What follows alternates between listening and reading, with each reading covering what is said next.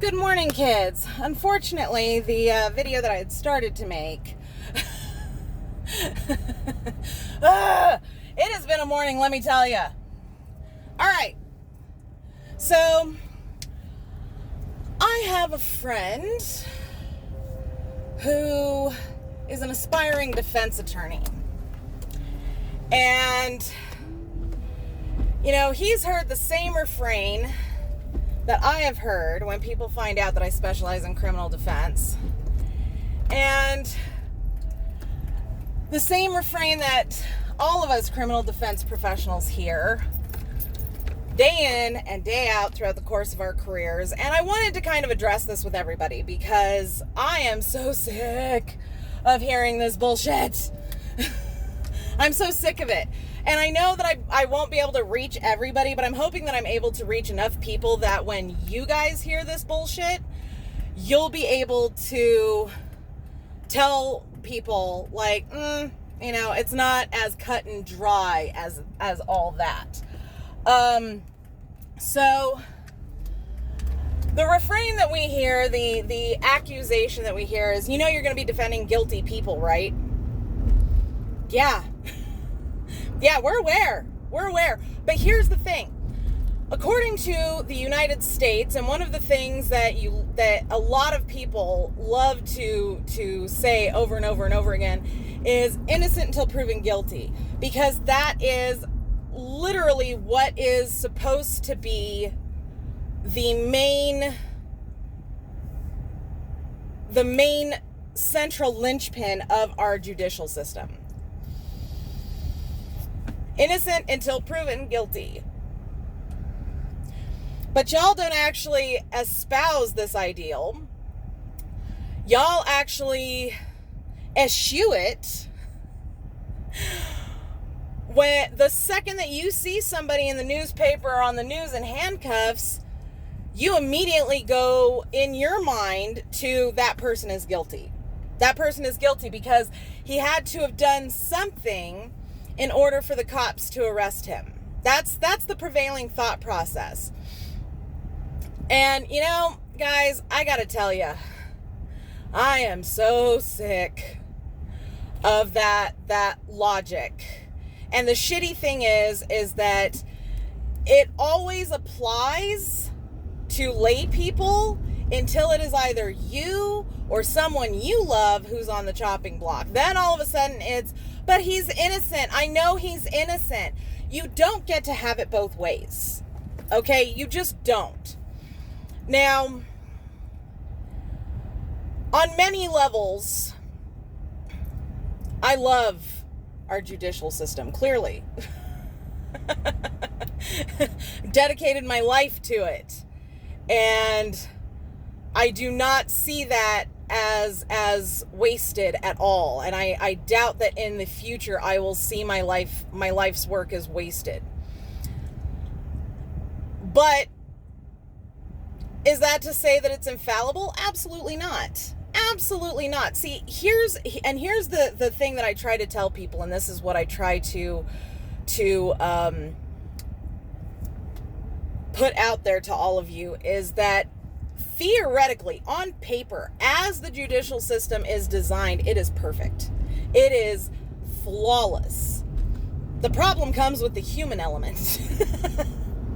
Because unfortunately, you need humans to do the work.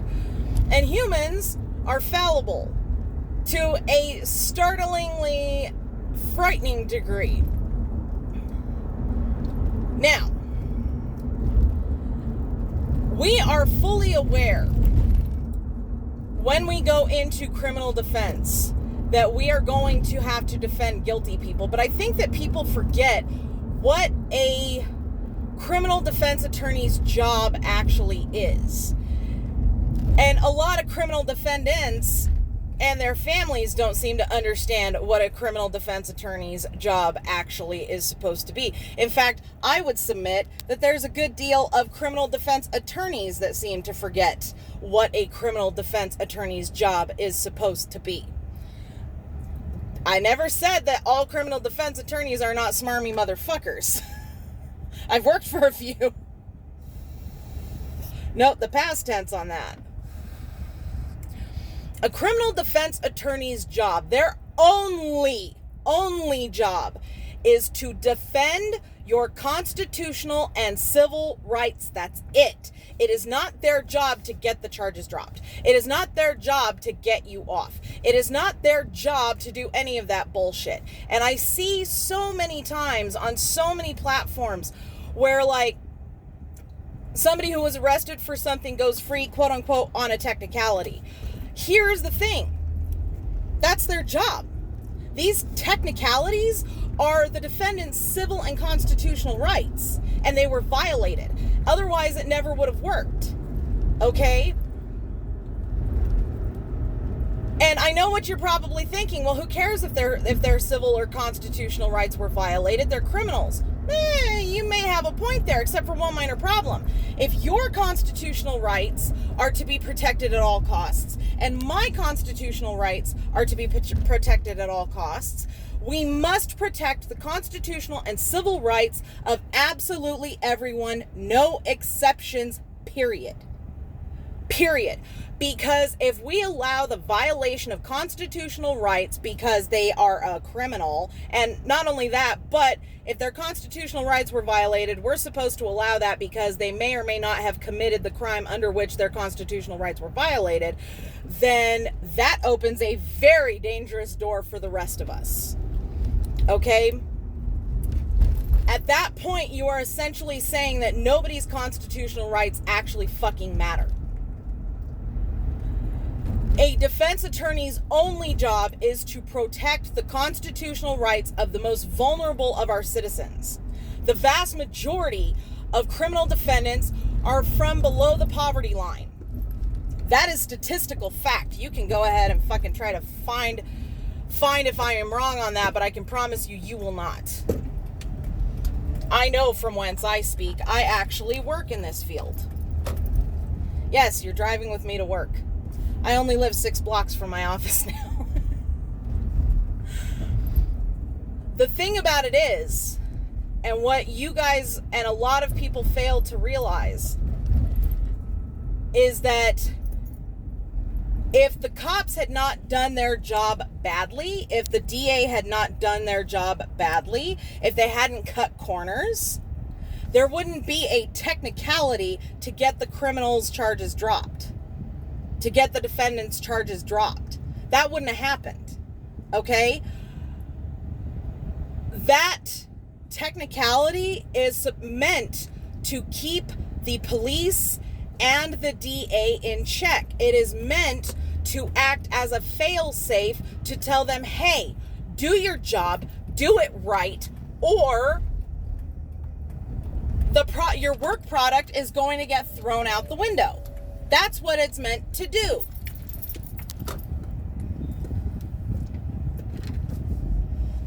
Had to get the gate open on my parking garage. That's what it's meant to do. It's kind of like the grand jury. The grand jury is meant to act as a fail-safe against the prosecutor and against overzealous prosecutors at that, in that they are supposed to present their evidence, what it is that they have, to a jury of lay people to determine whether or not the evidence that they have at hand is enough evidence to take the matter to trial. And for whatever reason, people seem to think that because a grand jury handed down an indictment that means that the defendant is guilty. It doesn't. It means that the prosecution has enough evidence to make his guilt or innocence a very big question.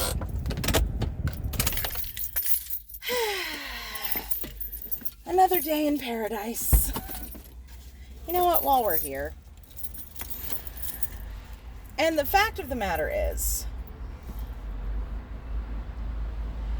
I've gotten so many people commenting to me, you know you're defending a niece rapist, right? You know that you're,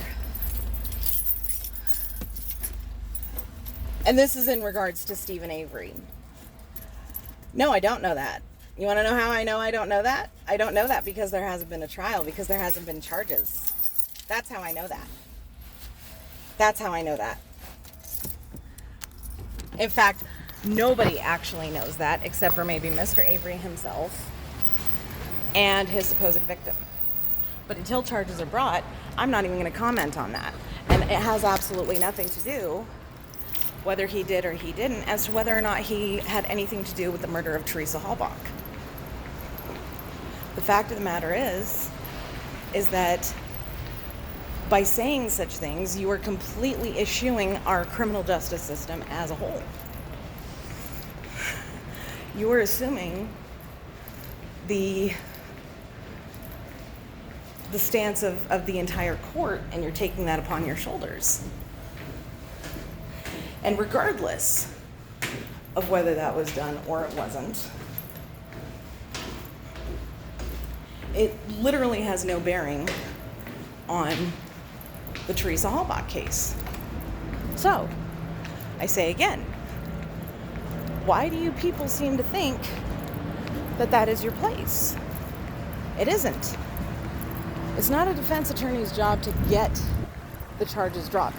It is the defense attorney's job, it is the defense staff's job to protect the civil rights of our most vulnerable population.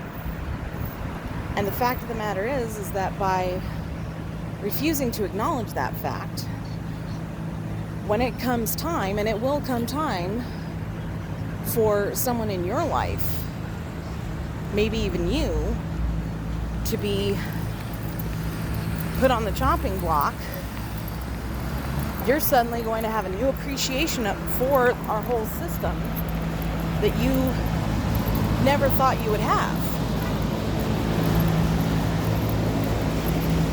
I just get really tired of this party line, guys. So that's pretty much what I've got for you all right now. Don't forget to subscribe to me here on YouTube. Don't forget to follow me on, what's it called now? You can find the links. Good morning.